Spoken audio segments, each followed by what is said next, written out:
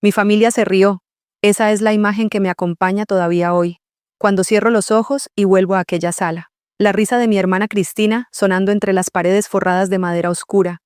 La risa de mi padre Leandro inclinándose hacia ella como si fueran cómplices de algo que yo nunca podría entender. Y los demás parientes siguiéndolos por costumbre, porque en esa familia siempre fue más seguro reír con quien mandaba que callarse por dignidad. Me llamo Eva Souto Barreiro. Tengo 42 años. Soy mediadora de conflictos empresariales y consultora de gobernanza para compañías familiares pequeñas. Me paso la vida ayudando a familias a no destruirse a sí mismas cuando el dinero entra en la ecuación. La ironía de eso no se me escapa. Aquella mañana, en la sede de la holding, el abogado Esteban Luzada Varela anunció con una voz tranquila y profesional que mi tía abuela Rosalía Barreiro Lamas, 87 años, fundadora de Atlántica Brava Logística, me dejaba en herencia una sola moneda. Una moneda de un real brasileño, guardada dentro de una pequeña caja forrada de tela verde. Cristina soltó la carcajada antes de que Esteban terminara la frase. Dijo algo que todavía resuena dentro de mí, no porque me hiciera daño como ella pretendía, sino porque decía más de ella que de mí. Dijo, es exactamente lo que vale, Eva. Una moneda sucia. Nadie la corrigió. Mi padre sonrió. Algunos miraron al suelo. Yo cogí la cajita con las dos manos y la sostuve en el regazo sin decir nada. Esteban esperó. Esperó a que las risas terminaran del todo. Y cuando la sala volvió al silencio, sacó un segundo sobre con mi nombre escrito a mano, con la letra de Rosalía, y explicó que ese sobre solo podía abrirse después de que yo hubiese recibido la moneda. Lo que nadie en aquella sala sabía era que la verdadera herencia llevaba 5 años a mi nombre. Antes de contaros lo que había dentro de ese sobre, necesito parar un momento, porque esta historia la llevo guardada dentro desde hace meses, y contarla en voz alta me pide un poco de aire. Si estáis escuchando esto ahora mismo, si habéis llegado hasta aquí, quiero agradeceroslo de verdad. Decidme en los comentarios desde dónde me escucháis. ¿Qué ciudad? ¿Qué región? Y si es tarde donde estáis, si escucháis esto porque no podéis dormir, decídmelo también. Me ayuda a saber que no estoy contando esto sola. Dadle a me gusta si la historia os ha enganchado ya. Suscribíos si no lo habéis hecho, porque aquí sube una historia nueva cada día. Y quizá la de mañana sea justo la que alguien a quien queréis necesita escuchar esta semana. Ahora, dejadme llevaros atrás. Muy atrás. Dejadme llevaros a Coruña en invierno, a las galerías acristaladas de la Avenida de la Marina, que brillan con la luz gris del Atlántico, como si la ciudad entera se hubiera envuelto en cristal para protegerse del viento. Soy de aquí. Nací aquí. Crecí mirando el puerto desde una ventana, escuchando el ruido de los contenedores a lo lejos, oliendo a sal y a metal y a café de puchero en las mañanas frías. Mi familia lleva 3 generaciones ligada al mar, al transporte, a las rutas entre puertos. Y sin embargo, dentro de esa familia, siempre hubo una persona que contaba más que las demás.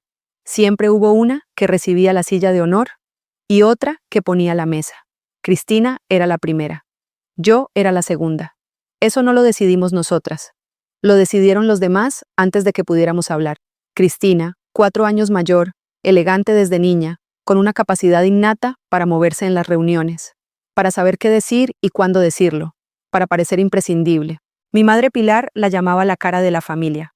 A mí me llamaba la trabajadora. Y cuando lo decía no sonaba a elogio, sonaba a explicación. Como si mi utilidad fuera práctica y la de ella fuera simbólica, y lo simbólico valiera siempre más. Crecí sabiendo que en esa familia yo era lo que se hacía, no lo que se mostraba. Estudiaba, sacaba notas, me callaba en la mesa cuando hablaban los mayores, ayudaba con lo que se pedía. Cristina estudiaba menos, pero hablaba con soltura de cosas que no conocía del todo. Y eso bastaba. Bastaba para que mi padre la mirara con esa mezcla de orgullo y alivio que nunca tuvo para mí. Leandro Souto Lamas tiene 70 años ahora. Fue durante décadas miembro del Consejo de Atlántica Brava, el nombre que mi tía abuela Rosalía le puso a la empresa que construyó con sus propias manos después de volver de Brasil. Para mi padre, Rosalía era la grandeza de la familia, y Cristina era su heredera natural. Eso nunca se dijo en voz alta, pero se respiraba en cada comida, en cada reunión de Navidad, en cada vez que alguien preguntaba qué iba a pasar con la empresa cuando Rosalía ya no estuviera. Rosalía Barreiro Lamas llegó a Brasil con poco más de 20 años, en una época en que emigrar era la única opción que tenían muchos gallegos para no quedarse anclados en la pobreza. Empezó trabajando en una pequeña empresa de despacho marítimo en el puerto de Santos, haciendo tareas administrativas, aprendiendo despacio, mirándolo todo con esa atención que tienen las personas que saben que no pueden permitirse el lujo de equivocarse 2 veces. Cuando se estabilizó el real brasileño, en los años 90, recibió su primer sueldo completo en la nueva moneda. Guardó la primera moneda de un real que tuvo entre los dedos. No la gastó. La metió en una cajita pequeña con tela verde que había encontrado en un mercado y la guardó. No como talismán, no como superstición. La guardó como recordatorio, como prueba de que había empezado de cero, y que ese cero tenía un peso y una fecha y un olor. Años después, cuando ya tenía empresa propia en Galicia, cuando Atlántica Brava Logística crecía entre A Coruña, Vigo, Lisboa y algunos puertos brasileños, Rosalía seguía guardando esa moneda en la misma cajita. Y nunca la puso en una vitrina. Nunca la exhibió. Me lo explicó ella misma en el viejo almacén del puerto, 5 años antes de morir. Ese día en el almacén es el que vuelve siempre. Era una mañana de lluvia fina, de esas que en A Coruña no mojan del todo, pero sí te calan los huesos si te quedas quieta. El almacén olía a madera húmeda y a aceite de maquinaria. Las naves tenían esa altura antigua que hace que el techo parezca otro país. Rosalía me mostró la cajita. La abrió con cuidado, con la naturalidad de quien abre algo que ha abierto miles de veces. La moneda era pequeña, de canto grueso, con esa pátina que da el tiempo a las cosas que se tocan mucho. Me dijo, esta moneda no vale casi nada, Eva, pero es el principio de todo lo que existe. Le pregunté por qué no la exponía en la sede, en el despacho principal, en algún sitio donde la gente pudiera verla. Me miró un momento, como si la pregunta le pareciera interesante, precisamente porque no era la que ella esperaba, y me contestó, los símbolos que se exhiben demasiado acaban convirtiéndose en decoración. Esa frase se me quedó dentro. No supe exactamente qué hacer con ella entonces. Lo supe después. Aquella visita al almacén no fue casual. Rosalía me había invitado con un pretexto de trabajo, pero lo que realmente quería era hablar. Y lo que me dijo aquella mañana, entre el ruido lejano de los barcos y la lluvia golpeando las chapas del techo, fue lo que cambió mi relación con ella para siempre. Me explicó que le preocupaba el futuro de la empresa. No su salud, que ya empezaba a flaquear despacio. No su muerte, que ella miraba con una serenidad que me impresionó. Le preocupaba qué pasaría con Atlántica Brava cuando ella ya no pudiera sostenerla. Me dijo que Cristina y mi padre llevaban tiempo presionando para que se repartieran más dividendos, que hablaban de vender partes de la estructura logística, de liquidar los contratos portuarios más complejos, de simplificar, que cada vez que ella intentaba hablar de continuidad y de proteger a los trabajadores de toda la vida, la conversación se desviaba hacia los números de corto plazo. Y luego me miró directamente y dijo algo que me dejó sin palabras. Tú eres la única que me ha preguntado alguna vez cómo está la gente que trabaja en los muelles. Esa frase me acompañó durante días.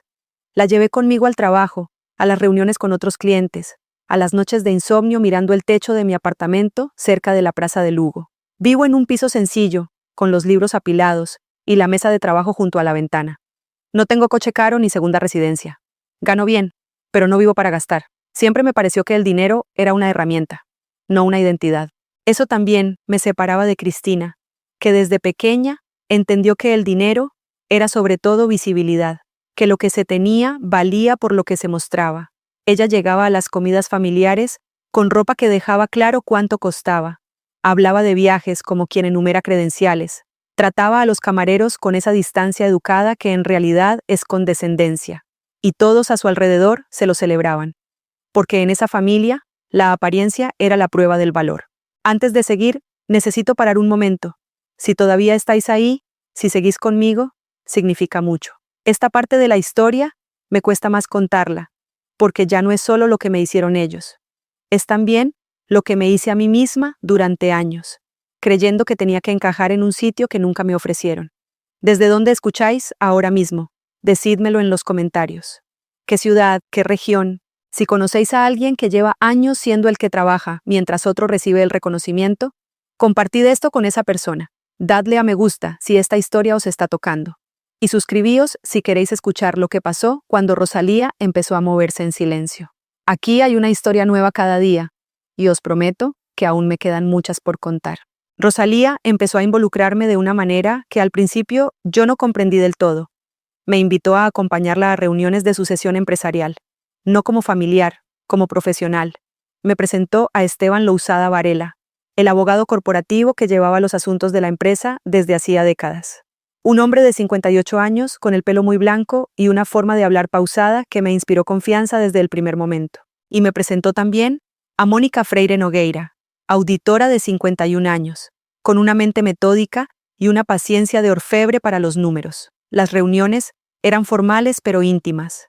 Se hacían en el propio despacho de Rosalía, en la sede de la empresa, con café en tazas de porcelana y documentos extendidos sobre la mesa. Cristina nunca estuvo en ninguna de esas reuniones. Tampoco mi padre, no porque se los escondiera, sino porque nunca preguntaron por ellas. Eso lo entendí mucho después. Cristina llevaba años asumiendo que la empresa era suya por derecho de nacimiento y de cargo. Era directora de Relaciones Institucionales de Atlántica Brava, una posición que le permitía aparecer en eventos, dar entrevistas, representar el nombre de la familia en foros y cámaras de comercio. Era una cara bonita en el cartel de una empresa que otros construían a diario. Los operarios del muelle, los coordinadores de las rutas refrigeradas, los gestores de los contratos portuarios, esa gente que trabajaba de madrugada y hacía que los contenedores llegaran a tiempo. Cristina los conocía por encima. Les tendía la mano en las visitas de protocolo, y luego se olvidaba de sus nombres. Rosalía lo notó durante años, y lo fue anotando dentro, con esa precisión callada que tienen las personas que construyeron algo desde cero y saben exactamente lo que cuesta mantenerlo. Yo, en cambio, preguntaba. Preguntaba porque es mi oficio. Soy mediadora. Escucho antes de opinar. En las reuniones con Rosalía empecé a entender la arquitectura real de la empresa, no la versión que se contaba en las comidas familiares, sino la que existía en los documentos, en los contratos, en la estructura de capital. Atlántica Brava no era solo una empresa de transportes, era una red. Tenía participaciones en 3 navieras pequeñas, derechos sobre rutas portuarias que tardaban años en negociarse, inmuebles industriales en A Coruña y en Vigo, y una subsidiaria en Portugal que gestionaba apoyo a embarcaciones en el puerto de Lisboa. La valoración consolidada de todo eso era algo que yo nunca había calculado en detalle, pero empecé a calcularlo, y lo que fui viendo me quitó el aliento poco a poco. Fue en una de esas reuniones, ya con Esteban y Mónica presentes, cuando Rosalía me explicó lo que había decidido hacer. Lo hizo con la misma calma con que me había enseñado la moneda en el almacén, sin dramatismo, con una claridad que solo tienen las personas que llevan mucho tiempo pensando en algo y ya pasaron el momento del miedo. Me explicó que iba a crear una holding española, Barreiro Atlántica Participaciones, Sociedad de Responsabilidad Limitada. Iba a integrar en ella las cuotas de las subsidiarias, los inmuebles industriales y los derechos sobre las rutas y contratos. Y mediante escritura pública, con valoración independiente y con cumplimiento tributario completo, en regla con Hacienda y ante notario, iba a donarme a mí el 52% de la nuda propiedad de las cuotas, reservándose el usufructo y el control de los votos mientras ella estuviera viva. Me quedé sin saber qué decir. Le pregunté por qué. Me contestó con otra pregunta. ¿Cuántas veces te he visto preguntarme por los márgenes operativos, en vez de por cuándo se reparte el beneficio? No pude responder, porque la respuesta era obvia para las dos.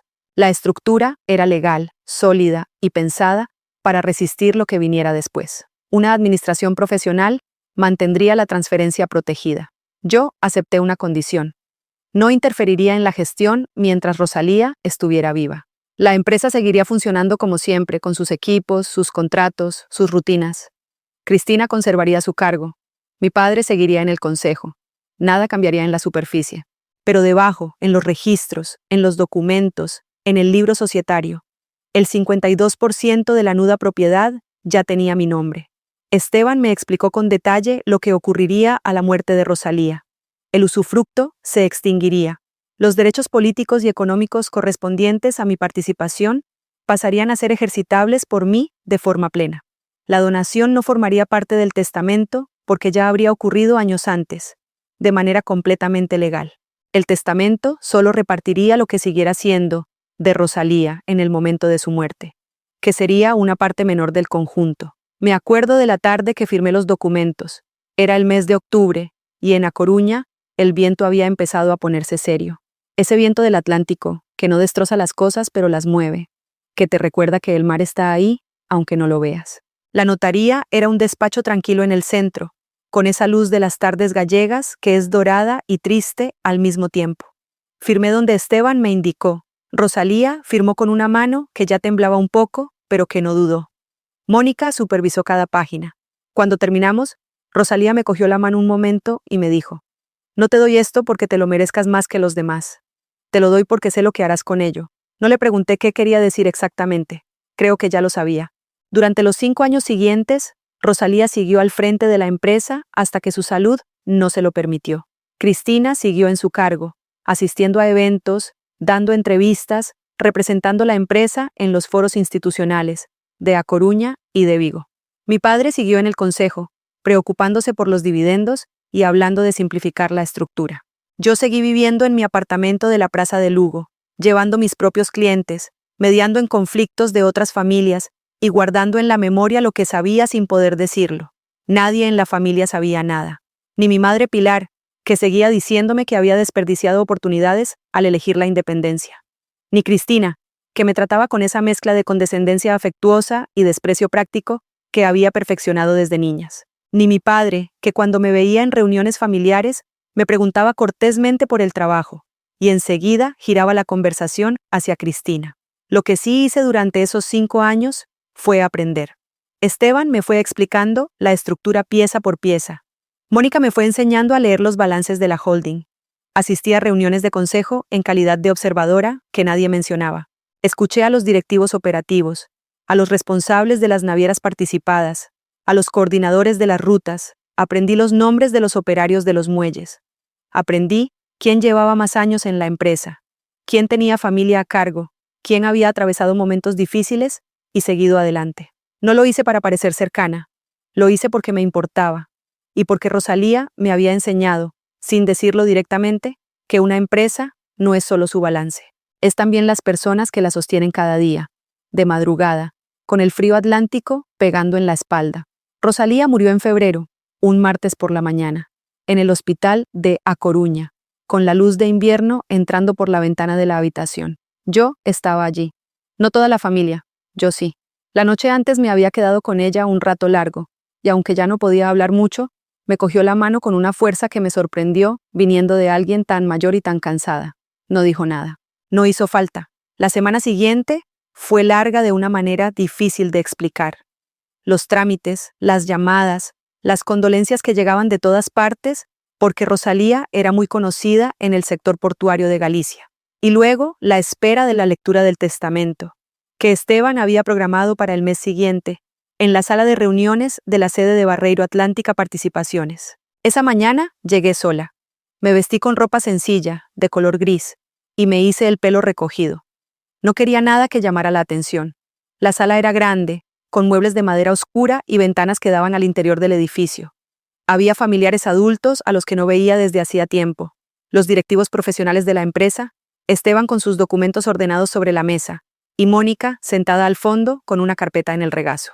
Cristina llegó con un traje azul marino que costaba lo que yo gano en un mes y medio, y se sentó en el lado de la mesa que quedaba más cerca de donde estaba el abogado, como si la proximidad al poder fuera ya una señal de a quién pertenecía. Mi padre se sentó a su lado, mi madre Pilar al lado de mi padre. Yo me senté en el otro extremo con las manos en el regazo y el corazón bastante tranquilo. Mucho más tranquilo de lo que nadie hubiera podido imaginar mirándome desde fuera. Esteban empezó a leer. El testamento distribuía una serie de bienes personales, objetos de valor sentimental, depósitos bancarios y algunos inmuebles de uso familiar. Cristina recibió la casa de veraneo en la costa, una propiedad grande y bien ubicada que todos en la familia sabían que ella siempre había querido. Mi padre recibió ciertas obras de arte que Rosalía había coleccionado a lo largo de los años. Otros familiares recibieron cantidades y objetos distintos. Cristina asentía con una compostura que era también una forma de celebración. Podía verlo en cómo cruzaba los pies bajo la silla, en cómo apoyaba ligeramente la espalda en el respaldo, en esa relajación que tiene el cuerpo cuando siente que está exactamente donde esperaba estar. Y entonces llegó mi turno. Esteban pronunció mi nombre con la misma entonación neutra que había usado para todos los demás, y anunció que Rosalía Barreiro Lamas me legaba una moneda de £1 brasileño, conservada en una pequeña caja forrada de tela verde. La risa de Cristina fue inmediata. alta, clara, sin el menor intento de contenerla. Y luego vino la frase: «Es exactamente lo que vale Seba. Una moneda sucia». Mi padre sonrió. Algunos parientes miraron hacia otro lado. Nadie la corrigió. Nadie dijo nada.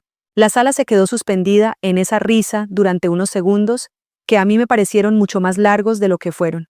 Esteban esperó. Lo vi esperar con esa paciencia de quien conoce el final de la historia y sabe que el tiempo trabaja a su favor. Cuando el silencio volvió, abrió un cajón, sacó el segundo sobre y lo colocó sobre la mesa con mi nombre escrito en él, con la letra de Rosalía, y explicó que aquel sobre contenía documentación empresarial que Rosalía había determinado presentar únicamente después de que el legado simbólico hubiera sido entregado, que no era un testamento adicional, que no era ninguna alteración improvisada, que era una instrucción de la fundadora, ejecutada en el orden que ella misma había decidido. Cogí la cajita de tela verde. La abrí. Dentro estaba la moneda, pequeña y cálida, con la pátina del tiempo encima. Era la misma. Era exactamente la misma que Rosalía me había mostrado aquella mañana en el almacén, bajo la lluvia fina y el ruido lejano del puerto. La reconocí, y por primera vez en toda la mañana sentí algo moverse dentro de mí. No triunfo, no alivio, algo más hondo, la certeza de que estaba a punto de entender, de verdad y del todo, lo que Rosalía me había estado enseñando durante 5 años. Esteban no abrió el sobre de inmediato. Eso también lo había decidido Rosalía. Pidió a todos los presentes que esperaran un momento, y salió de la sala con Mónica durante algo menos de 5 minutos. Cuando volvió, traía consigo una carpeta adicional que había estado guardada en el despacho contiguo, y la colocó junto al sobre sin decir nada todavía. Cristina seguía con aquella sonrisa de satisfacción instalada en la cara, la sonrisa de quien cree que ya sabe el resultado y solo está esperando los formalismos finales. Mi padre tamborileaba levemente los dedos sobre la mesa. La sala tenía ese silencio espeso de los momentos en que algo está muy a punto de cambiar y nadie sabe todavía en qué dirección va a caer. Yo miraba la moneda en mi mano, la giraba despacio entre los dedos, sintiendo el grosor del canto, el relieve desgastado de la cara. Pensaba en el almacén, en la lluvia, en la voz de Rosalía diciéndome que los símbolos que se exhiben demasiado acaban convirtiéndose en decoración. Pensaba en que ella lo había sabido siempre, que llevaba años sabiendo exactamente qué iba a ocurrir en esa sala, y había construido cada pieza del plan con la misma paciencia con que había construido su empresa, desde cero, desde una moneda, desde el principio de todo. Esteban volvió a sentarse. Abrió el sobre con cuidado, como quien trata un documento que tiene peso propio. Dentro había varios folios grapados, fotocopias autenticadas y una carta manuscrita. Empezó por la carta. La leyó en voz alta con una calma que yo le agradezco todavía, porque había momentos en que la voz quería quebrarse, y él no lo permitió. La carta era de Rosalía. Estaba fechada 18 meses antes de su muerte, escrita con su letra apretada y clara, sin adornos. Empezaba diciendo que lo que el sobre contenía no era una sorpresa para nadie que hubiera prestado atención. Y que si alguien en esa sala se sentía sorprendido, era porque había elegido no prestar atención. Luego explicaba la estructura. La holding, Barreiro Atlántica Participaciones, Sociedad de Responsabilidad Limitada. La donación del 52% de la nuda propiedad de las cuotas. La escritura pública firmada 5 años atrás, ante notario, con valoración independiente, certificada y cumplimiento tributario completo. Y mi nombre. Mi nombre escrito con claridad, Eva Souto Barreiro, como titular de esa participación desde hacía 5 años. Cristina dejó de sonreír. Lo vi ocurrir en tiempo real. La sonrisa se fue borrando de su cara como cuando la marea baja y deja la arena al descubierto. Primero fue confusión, luego incredulidad, luego algo más duro, más frío. Mi padre se inclinó hacia Esteban y preguntó de qué estaba hablando exactamente. Esteban continuó leyendo sin alterarse. La valoración consolidada de Barreiro Atlántica Participaciones, a fecha del último ejercicio auditado por Mónica Freire Nogueira, era de varios millones de euros. La participación incluía los inmuebles industriales de A Coruña y Vigo, los derechos sobre las rutas portuarias, las cuotas de las navieras participadas y la subsidiaria portuguesa. El 52% de eso llevaba 5 años con mi nombre en el registro. Cristina dijo: «Eso no puede estar en el testamento». Esteban levantó la vista de los papeles y respondió con una tranquilidad que me resultó casi conmovedora. «No está en el testamento, señora Souto. Está en la escritura pública de donación, que fue otorgada hace 5 años, y consta en el registro mercantil desde entonces. Necesito parar aquí un segundo. Sé que esta parte de la historia es la que lleváis esperando. Yo también tardé en poder contarla sin que me temblara algo por dentro. Si todavía estáis conmigo, si habéis llegado hasta aquí, gracias. De verdad. Decidme en los comentarios desde dónde escucháis esto. ¿Qué ciudad? Si es de madrugada donde estáis, o si escucháis esto en el trabajo, en el coche, en el metro. Me importa saberlo. Y si conocéis a alguien que lleva años siendo invisible en su propia familia, que lleva años poniendo la mesa mientras otro recibe los aplausos, compartid esta historia con esa persona. Dadle a me gusta si esta historia os está llegando. Suscribíos si no lo habéis hecho ya. Aquí hay una historia nueva cada día, y aún me queda lo más importante por contaros. Cristina se puso de pie, no de golpe, sino con esa lentitud que tiene el cuerpo cuando la mente todavía está procesando lo que acaba de recibir. Dijo, Rosalía estaba mayor, no estaba en condiciones de tomar decisiones de esa envergadura hace 5 años. Esteban sacó de la carpeta otro conjunto de documentos. 2 evaluaciones de capacidad realizadas por médicos distintos en fechas próximas a la firma. Un informe de la asesora legal que acompañó a Rosalía de forma independiente durante todo el proceso. Las actas de las reuniones previas en que Rosalía había explicado su decisión con detalle ante testigos. Mónica Freire Nogueira, que hasta ese momento había permanecido callada al fondo de la sala, habló por primera vez. Dijo que había sido auditora de Rosalía durante 20 años, que había participado como observadora en las reuniones de estructuración de la holding y que en todo momento la fundadora había mostrado una claridad meridiana sobre lo que estaba haciendo y por qué lo hacía. Mi padre dijo, esto se va a impugnar. Nadie respondió de inmediato, porque todos los que conocían los documentos sabían que impugnar eso requería demostrar algo que no existía. Yo seguía con la moneda en la mano. Todavía no había dicho una sola palabra desde que empezó la lectura. No porque me lo hubiera propuesto, sino porque no había nada que decir, que los documentos no dijeran ya mejor que yo. Rosalía lo había construido así a propósito. Sin dramatismo, sin confrontación directa, sin necesidad de que yo tuviera que elevar la voz delante de nadie. La estructura hablaba sola. Los papeles hablaban solos.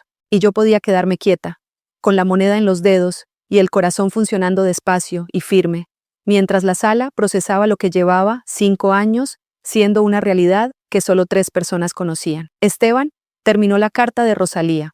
Los últimos párrafos explicaban por qué había elegido hacerlo así. Decía que no quería punir a nadie, que no quería que esa decisión fuera una victoria de Eva sobre Cristina, que lo que quería era asegurarse de que la empresa que había tardado décadas en construir no fuera fragmentada y vendida por personas que nunca habían entendido de dónde venía. Decía que había observado durante años cómo Cristina trataba a los trabajadores más antiguos, a los proveedores pequeños, a los familiares sin cargo, y que eso le había dicho más de ella que cualquier currículum. Decía que yo nunca le había pedido acciones, ni casas, ni dinero, que lo que le había pedido era información sobre gobernanza, sobre sucesión, sobre protección para las personas que trabajaban en los muelles, y que eso también le había dicho todo lo que necesitaba saber. La sala tardó un rato en volver a hablar. Hay silencios que son simplemente silencio, y hay silencios que son el sonido de algo derrumbándose por dentro de mucha gente, al mismo tiempo. Este era del segundo tipo. Cristina seguía de pie. La vi mirarse las manos un momento, y luego mirarme a mí con una expresión que no era exactamente rabia, aunque había rabia dentro.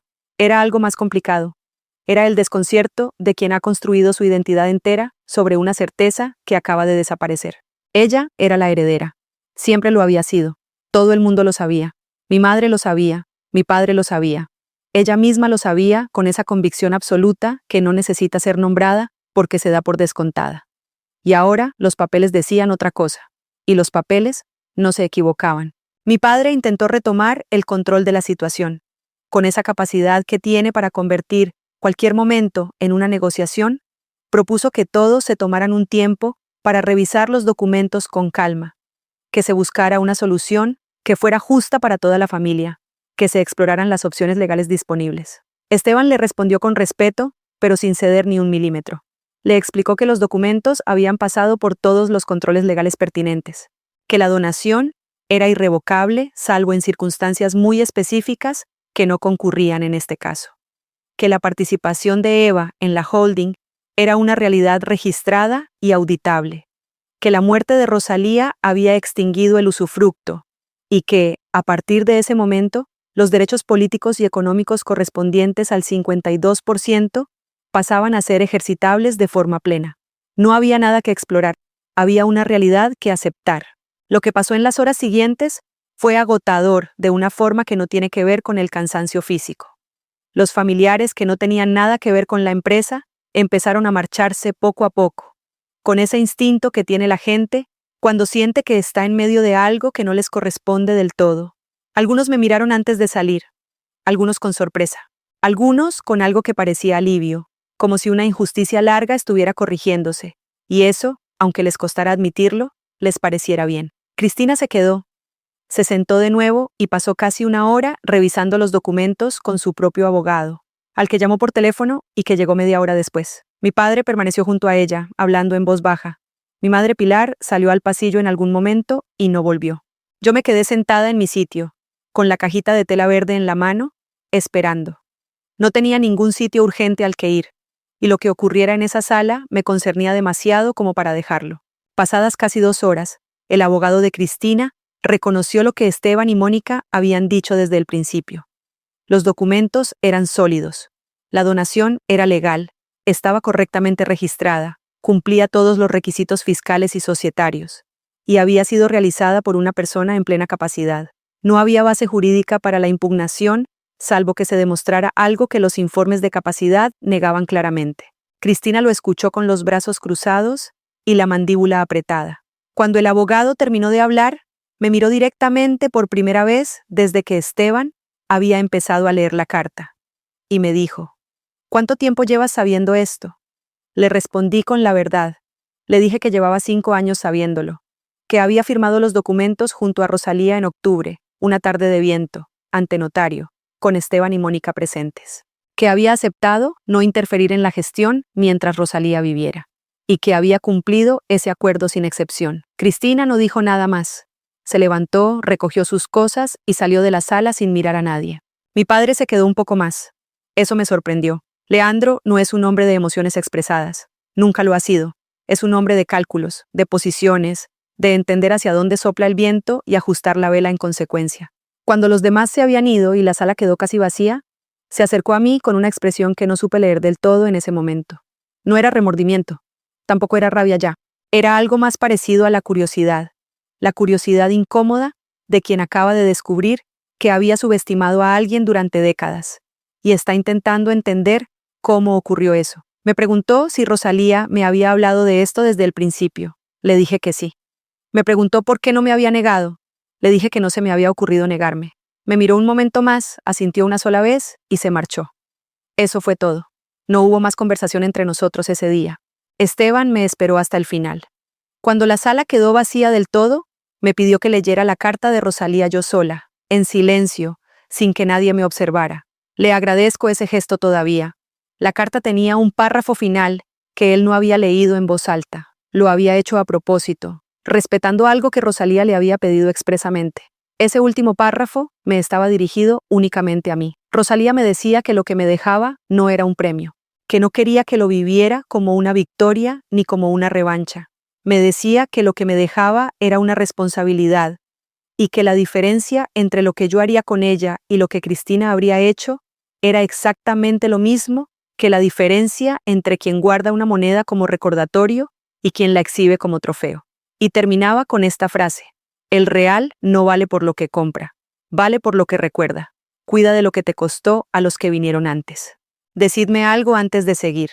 Si habéis llegado hasta aquí, si habéis escuchado todo esto, necesito saber desde dónde estáis haciéndolo. ¿Qué ciudad? ¿Qué hora es donde estáis? Si estáis solos o hay alguien con vosotros. Ponedlo en los comentarios, porque los leo todos. Esta historia tiene un peso que no quiero cargar solo mientras la cuento. Y si de verdad os está llegando, dadle a me gusta. No por mí, por Rosalía, que construyó una vida desde una moneda y mereció que alguien la contara. Suscribíos si no lo habéis hecho. Hay una historia nueva aquí cada día. Y lo que os voy a contar ahora es la parte que más me costó decidir cómo gestionar. Los días siguientes a la lectura del testamento fueron extraños de una manera que no esperaba.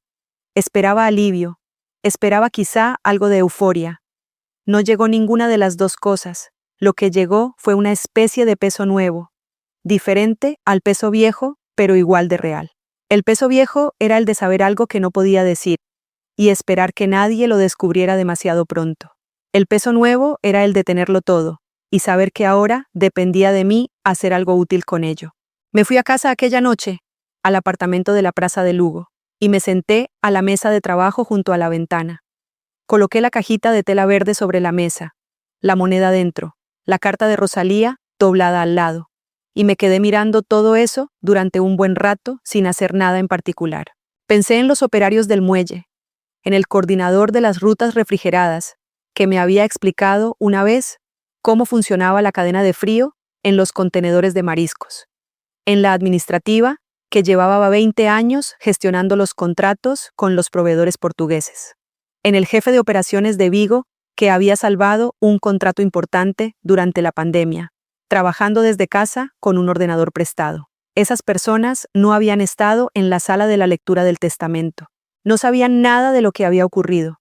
Seguían haciendo su trabajo como cada día, sin saber que la empresa que sostenía sus empleos acababa de pasar por el momento más delicado de su historia reciente, y que lo que ocurriera en las semanas siguientes determinaría si esa estabilidad continuaba o si empezaba a agrietarse. Llamé a Esteban esa misma noche. Le dije que quería reunirme con él y con Mónica a primera hora de la semana siguiente, que no quería tomar ninguna decisión unilateral, que quería entender exactamente cuál era mi posición como nueva titular del control de la holding y qué implicaciones tenía cada movimiento posible. Esteban me dijo que eso era exactamente lo que habría dicho Rosalía. No lo dijo para halagarme, lo dijo porque era verdad. En la reunión del lunes, los tres pasamos 4 horas revisando la situación. La empresa funcionaba bien operativamente. Los contratos estaban en orden. Los equipos directivos profesionales tenían sus mandatos vigentes. No había ninguna urgencia que exigiera cambios inmediatos. Lo que había era una estructura de gobierno que necesitaba adaptarse a la nueva realidad de forma ordenada y transparente. Decidí 3 cosas en esa reunión. Primera, no tomaría retribuciones extraordinarias de la holding durante el primer año. La empresa no era un fondo del que retirar dinero, era una responsabilidad viva. Segunda, contrataría un equipo directivo especializado para acompañar la transición. Personas con experiencia en logística portuaria y en gobernanza de empresas familiares, que conocieran el sector y no llegaran con la idea de cambiar todo lo que funcionaba. Tercera, hablaría con Cristina antes de hacer ningún anuncio interno en la empresa. No porque le debiera nada, sino porque Rosalía me había enseñado que una empresa no sobrevive a las guerras internas que se libran dentro de ella, y porque yo soy mediadora. Es lo que hago, evitar que las disputas personales destruyan lo que otros construyeron. Llamé a Cristina 3 días después. No respondió. Le mandé un mensaje diciéndole que quería hablar, no para negociar la propiedad, que eso ya no tenía vuelta atrás, sino para hablar de cómo seguíamos siendo las 2 personas que éramos, con independencia de lo que los documentos decían. Tampoco respondió ese día. Respondió a la semana, con un mensaje corto que decía que no tenía nada que decirme y que hablaría con sus abogados. Lo entendí.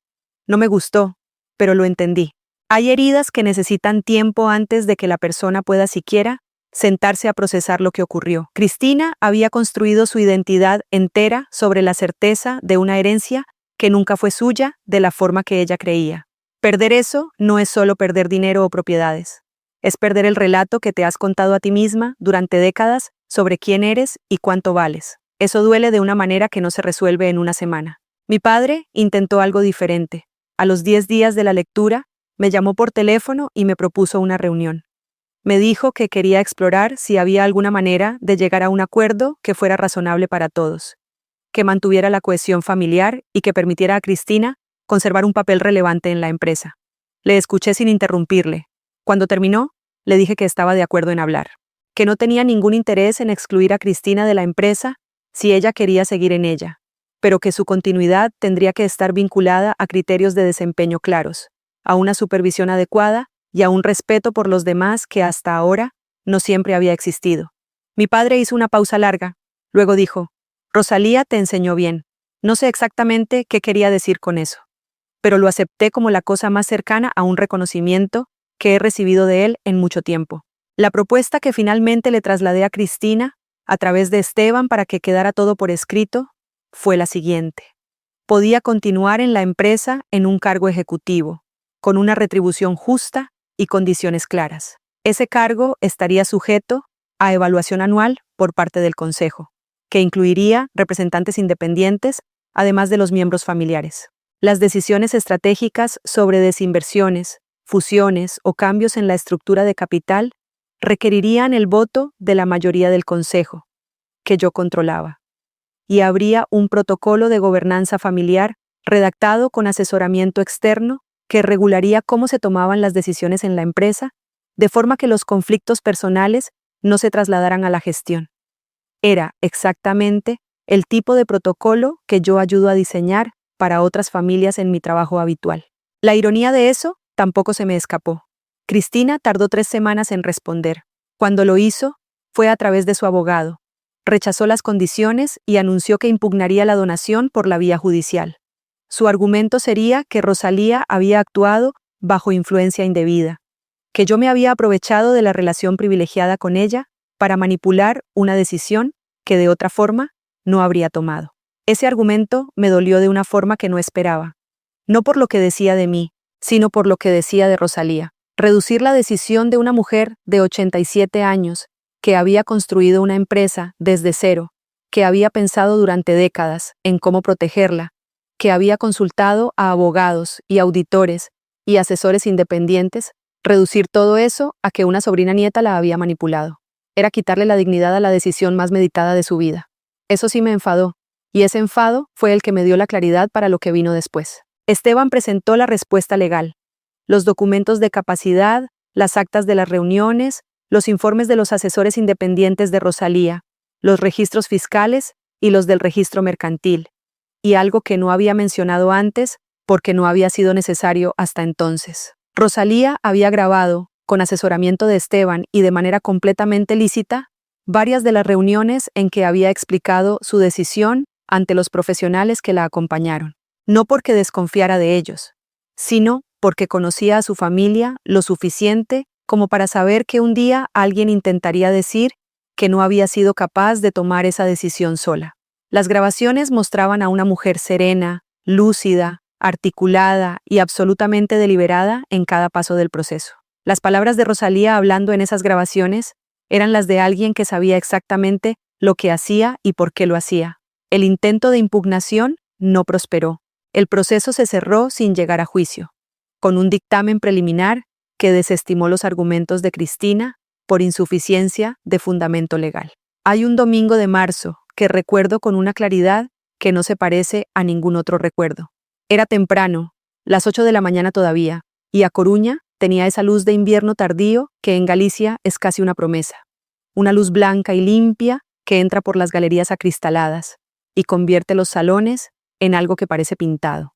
Me había levantado pronto sin razón especial, sin alarma, simplemente porque el cuerpo había decidido que ya era suficiente dormir. Me hice un café, me lo llevé a la mesa de trabajo junto a la ventana, y me quedé mirando la calle durante un rato sin pensar en nada concreto. Era la primera mañana en muchos meses en que no había nada urgente esperándome. Ninguna reunión que preparar, ningún documento que revisar, ninguna llamada que temer. Solo el café, la luz y el silencio del domingo. La cajita de tela verde estaba en la estantería, entre 2 libros de gobernanza empresarial y una fotografía pequeña de Rosalía que me había dado Esteban después de cerrar el proceso legal. En la fotografía, Rosalía tenía quizá 50 años. Estaba de pie junto a uno de los almacenes del puerto y miraba hacia algún sitio fuera del encuadre, con una expresión que no era exactamente sonrisa, pero sí era algo cercano a la satisfacción. La conocía poco en esa época. Yo era demasiado pequeña, pero mirando esa foto entendí cosas de ella que no había podido entender mientras vivía. La manera en que cargaba el cuerpo, recta pero sin rigidez, como alguien que ha encontrado su propio centro de gravedad después de mucho trabajo. La forma en que miraba hacia afuera del encuadre, como si siempre estuviera pensando en lo que venía después. Rosalía no era una persona que se quedara en el presente. Era una persona que construía el presente pensando en un futuro que quizá no vería. Aquel domingo de marzo hacía exactamente 7 meses que se había leído el testamento. 7 meses desde la risa de Cristina en la sala de reuniones, desde la moneda en mis manos, desde el sobre con la letra de Rosalía. En esos 7 meses habían pasado muchas cosas. El intento de impugnación había sido desestimado. El equipo directivo profesional que contraté llevaba ya 4 meses en sus funciones, con resultados que Mónica calificó en la primera revisión trimestral como sólidos y estables. Los contratos portuarios seguían en orden. Los trabajadores de los muelles seguían trabajando. El coordinador de las rutas refrigeradas me había mandado un mensaje informal un mes antes diciéndome que el ambiente en la empresa se había calmado, que había cierta incertidumbre al principio, pero que ahora la gente sentía que había alguien al timón que sabía lo que hacía. Ese mensaje me importó más que cualquier cifra del balance. Si habéis llegado hasta aquí conmigo, hasta el final de esta historia, quiero que sepáis que me habéis dado algo que no esperaba cuando empecé a contarla. El regalo de ser escuchada, el regalo de que alguien al otro lado ponga atención a algo que durante mucho tiempo guardé dentro, sin saber muy bien qué hacer con ello. Antes de terminar, necesito pediros una última cosa. Dejadme un comentario con la palabra continuidad. Solo una palabra. Aquellos que hayáis escuchado de verdad hasta el final, entenderéis por qué esa palabra importa. Y decidme también desde dónde escucháis esto. ¿Qué ciudad? ¿Qué hora es donde estáis? Si es de mañana o de noche. Si estáis solos o acompañados. Quiero saberlo. Dadle a me gusta si esta historia os ha tocado de alguna manera. Suscribíos si no lo habéis hecho ya, porque aquí hay una historia nueva cada día, y la de mañana quizás sea justo la que alguien a quien queréis necesita escuchar. Y compartid esto con esa persona de vuestra vida que lleva años siendo invisible en su propia familia, que lleva años siendo el que trabaja mientras otro recibe el reconocimiento. Puede que escuchar esto les cambie algo. No hace falta que sea todo. Con que les cambie algo, ya vale. Cristina se alejó de la empresa de forma gradual y definitiva. No fue una salida dramática ni una renuncia airada. Fue ese tipo de ausencia que va haciéndose cada vez más completa. La del que deja de responder correos, deja de aparecer en las reuniones, deja de devolver las llamadas hasta que un día ya nadie las hace. Su abogado comunicó formalmente la renuncia al cargo ejecutivo 4 meses después de la desestimación del intento de impugnación. Conserva su participación minoritaria en la holding, los derechos económicos que le corresponden según la estructura que Rosalía diseñó. Eso no cambia. Los documentos son lo que son. Pero su presencia en la empresa dejó de existir de una forma que al principio me entristeció más de lo que esperaba. No porque la echara de menos en el sentido habitual, sino porque hay algo que duele siempre, independientemente de todo lo demás. En ver a alguien de tu propia sangre elegir el resentimiento cuando tenía delante la posibilidad de algo diferente. Mi madre tardó mucho más en procesar lo que había ocurrido. Pilar Barreiro Fontán tiene 67 años y ha pasado su vida adulta creyendo que el amor se expresa a través de la aprobación, que el afecto se mide en comparaciones y en posiciones, y en cuánto se parece uno a lo que la familia esperaba. Me llamó un domingo, 2 meses después de la lectura del testamento. No para hablar de la herencia, ni de Cristina, ni de los documentos. Me llamó para preguntarme cómo estaba. Fue una llamada corta, un poco torpe, con silencios que ninguna de las dos sabíamos cómo llenar. Pero fue ella quien llamó. Y eso, en el lenguaje de mi madre, era más de lo que yo hubiera esperado. No hemos arreglado todo lo que hay entre nosotras. Hay décadas de malentendidos que no se resuelven en una llamada de domingo. Pero algo se movió ese día. Algo pequeño y real. Mi padre siguió siendo mi padre, que es decir, que siguió siendo un hombre de posiciones y de cálculos. Pero también un hombre que empieza a entender que algunas cosas ya no son negociables. Hemos tenido 2 conversaciones largas desde entonces. En la primera me preguntó si pensaba vender alguna parte de la estructura de la empresa a medio plazo. Le expliqué con detalle por qué no, cuál era la lógica operativa detrás de cada pieza, por qué la red de contratos y rutas portuarias solo funcionaba como conjunto y no como partes separadas. Me escuchó. No dijo mucho, pero me escuchó de una manera diferente a como me había escuchado siempre, con la atención que se le presta a alguien que sabe de lo que habla, no con la cortesía distraída con que se escucha a alguien a quien se da por descontado. En la segunda conversación, me preguntó si Rosalía me había hablado alguna vez de su época en Brasil, de los primeros años, de cómo había sido empezar de cero tan lejos. Le conté lo que sabía. Le conté lo de la moneda, el almacén, la lluvia. Le conté lo que Rosalía me había dicho sobre los símbolos que se exhiben demasiado. Mi padre no dijo nada durante un momento. Luego dijo, siempre pensé que ella y yo nos entendíamos bien. Lo dijo sin rencor, con esa tristeza tranquila de quien descubre que conocía a alguien menos de lo que creía. La empresa funciona. Eso es lo que más me importa contaros, porque es lo más difícil de conseguir y lo más fácil de perder. Atlántica Brava. Logística sigue operando. Los centros logísticos de A Coruña y Vigo siguen en marcha. La subsidiaria portuguesa gestiona sus contratos en el puerto de Lisboa. Las rutas refrigeradas siguen saliendo a tiempo. Los trabajadores que llevan décadas en la empresa siguen en ella, con sus contratos, con su estabilidad, con la certeza de que lo que Rosalía construyó no se va a vender en piezas para que alguien se embolse el dinero y se vaya a otra cosa. Eso no es un logro mío. Es el resultado de una decisión que Rosalía tomó hace 5 años con una claridad y una valentía que yo todavía admiro cada vez que pienso en ello. Mi trabajo ha sido no estropear lo que ella diseñó y seguir aprendiendo, porque hay mucho que no sé todavía y lo que no sé puede costar caro si no lo reconozco a tiempo. Asumí la presidencia del Consejo de Barreiro Atlántica Participaciones, de forma oficial, 3 meses después de la lectura del testamento. Lo hice sin comunicado de prensa, sin foto en la sede, sin entrevista en ningún foro empresarial. Esteban me dijo que tenía derecho a hacerlo público de la manera que quisiera. Le dije que lo haría de la manera que Rosalía habría elegido, trabajando sin hacer ruido, dejando que los resultados hablaran. Lo que sí hice fue convocar una reunión con todos los empleados de la sede central, no para hablar de estrategia ni de cifras, sino para presentarme, para decirles quién era, qué había hecho antes de esto, qué sabía y qué no sabía, y qué me proponía escuchar antes de decidir nada. Esa reunión duró casi 2 horas.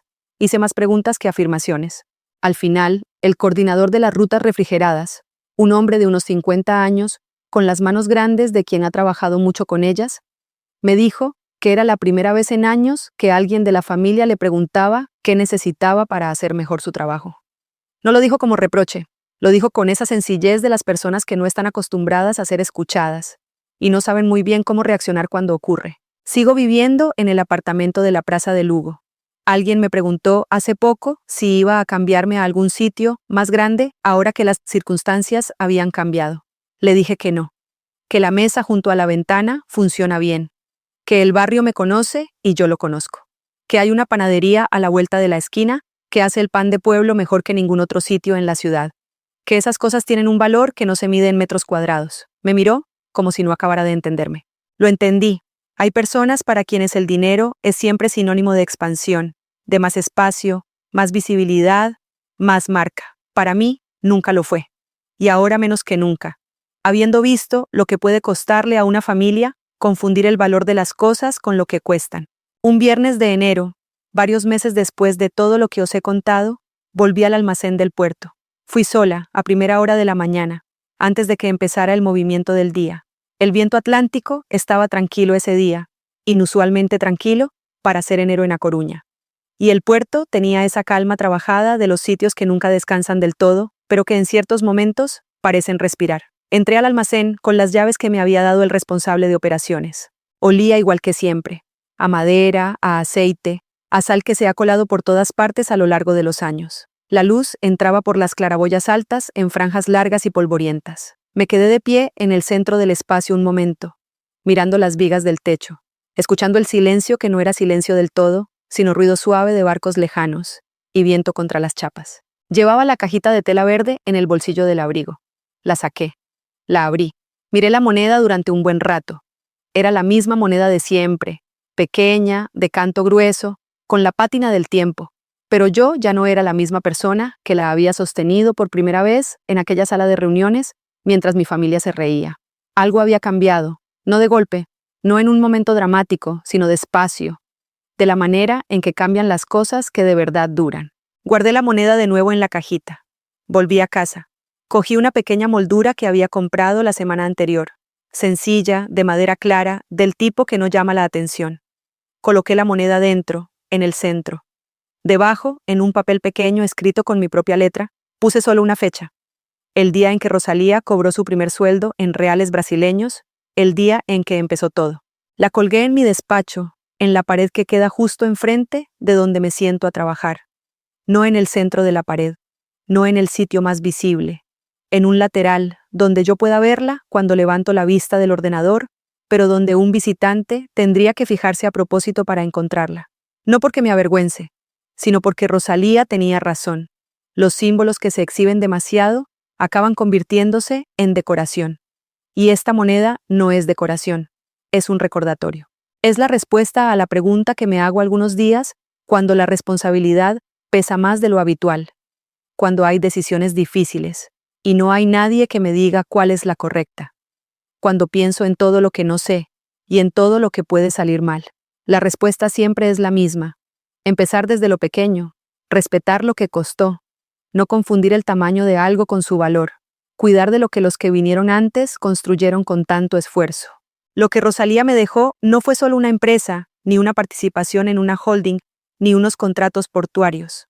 Me dejó una forma de mirar, la forma de mirar de alguien que llegó a un país extraño con poco más que su propio esfuerzo, que aprendió que el valor de una persona no se mide en lo que muestra, sino en lo que construye, que entendió que la mejor herencia que puede dejarse no es un número en una cuenta, sino la capacidad de saber qué hacer con él. Me dejó el ejemplo de alguien que nunca confundió el poder con la arrogancia, que nunca confundió el dinero con la identidad, que nunca dejó de preguntarse qué necesitaban las personas que trabajaban a su lado. Eso no se escribe en ninguna escritura pública ni aparece en ningún registro mercantil, pero es lo más valioso que tengo. Quiero hablaros directamente ahora, a quienes estáis escuchando esto, a quienes lleváis años siendo el que hace, el que trabaja, el que calla en la mesa mientras otro recibe los aplausos. Quiero deciros algo que me habría gustado que alguien me dijera hace mucho tiempo, cuando todavía era la que ponía la mesa sin que nadie le ofreciera una silla. Ayudar no es una deuda. Trabajar no es una obligación de la que otros se benefician sin esfuerzo. Callar no es una virtud cuando lo que callamos nos encoge por dentro. Hay una diferencia enorme entre elegir la discreción porque es tu naturaleza y callar porque te han enseñado que tu voz no vale lo suficiente. La primera es fortaleza. La segunda es una herida que se hace más profunda cada vez que la ignoramos. A quienes sentís que no tenéis un sitio real en vuestra propia familia, a quienes habéis pasado años sintiendo que había que ganarse un lugar que debería haberos pertenecido desde el principio, quiero que escuchéis esto con atención. Vuestro sitio no se mendiga, no se negocia cada vez, no se gana con silencio ni con esfuerzo invisible, ni con aguantar lo que no deberíais aguantar. Un sitio real en cualquier relación, familiar o de otro tipo, es el que existe sin condiciones. El que no desaparece cuando dejáis de ser útiles. El que no depende de cuánto os parecéis a lo que la otra persona esperaba. Si ese sitio no existe en algún lugar de vuestra vida, no es culpa vuestra. Y no tenéis que seguir en ese lugar esperando que aparezca. A quienes tenéis miedo de hablar, de poner un límite, de decir en voz alta algo que sabéis desde hace tiempo y que habéis callado, porque callar parecía más seguro, quiero deciros que entiendo ese miedo. Lo entiendo porque lo he sentido. La seguridad del silencio es real, pero tiene un precio que se paga despacio, en pequeñas dosis, durante años, hasta que un día te das cuenta de que lo has pagado todo y no has recibido nada a cambio. Hablar tiene también un coste. No voy a mentiros diciéndoos que no, pero el coste del silencio mantenido durante demasiado tiempo es siempre mayor. Siempre. Lo que os diría, si pudiera sentarme con cada uno de vosotros, es esto. Confiad en lo que veis. Guardad lo que veáis que importa. Rodéense de personas que les sostengan cuando la duda llegue, porque la duda llega siempre. Y dejen de audicionar para una silla que ya merecen ocupar. Rosalía comenzó con una moneda. Una sola moneda de un real que no valía casi nada en términos materiales. Construyó desde ahí durante décadas, con trabajo, con paciencia, con la claridad de quien sabe que el valor real de las cosas no está en lo que cuestan, sino en lo que representan. Al final de su vida, cuando ya había construido todo lo que tenía, eligió a quién dejárselo no por quien lo deseaba más, sino por quien entendía de dónde venía. Ese criterio, tan sencillo de enunciar y tan difícil de aplicar, es quizá la enseñanza más importante que me llevé de todo esto. No heredamos lo que merecemos en abstracto. Heredamos, en el sentido más amplio de la palabra, lo que somos capaces de cuidar. Y cuidar algo de verdad requiere primero entender qué es, de dónde viene, qué costó y a quién. La moneda está en mi despacho, en la moldura de madera clara, con la fecha debajo. Cada mañana cuando enciendo el ordenador y empiezo el día, la veo. No siempre me detengo a mirarla conscientemente, pero está ahí.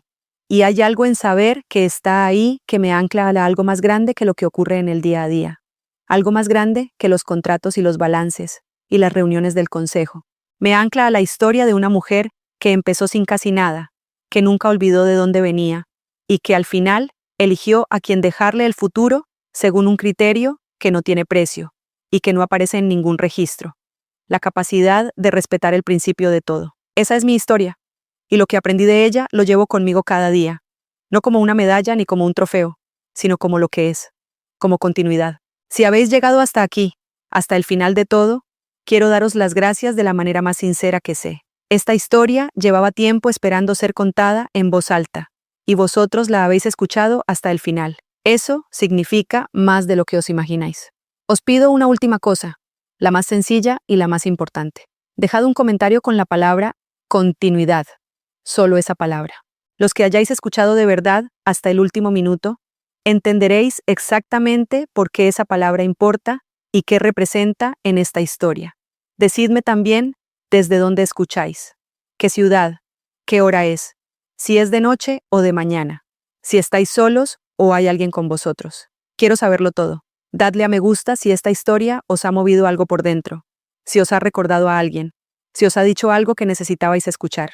Suscribíos si no lo habéis hecho todavía, porque aquí hay una historia nueva cada día, y todas tienen el mismo corazón, el de alguien que dejó de encogerse para caber en un sitio que nunca le ofrecieron, y decidió ocupar el suyo propio.